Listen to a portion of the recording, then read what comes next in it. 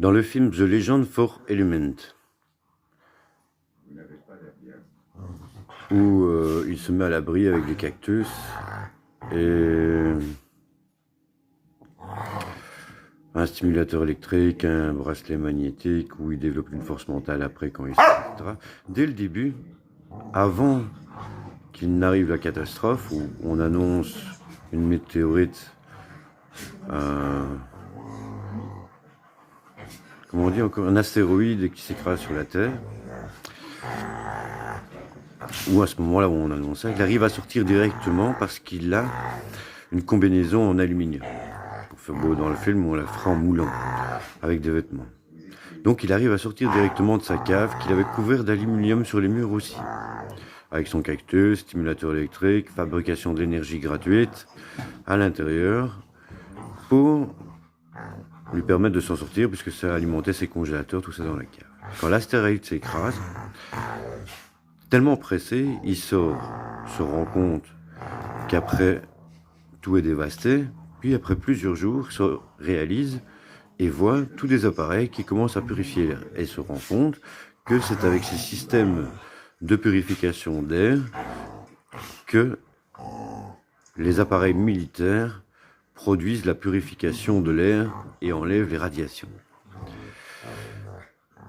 Comme il y avait les assises sociaux, il avait prévenu plusieurs personnes, et petit à petit, sans que les hélicoptères le captent, puisqu'ils ne mettent pas les détecteurs directement de personnes parce qu'ils ont la considération que tout le monde est mort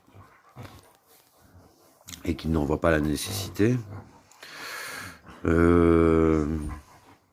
il arrive à retrouver au moins les personnes de sa famille qui l'ont écouté et ses amis, parce qu'il avait peut-être oublié de le mettre en public pour une partie de ces textes qui prévenaient de prendre des cactus qui approvisionnent d'eau, etc.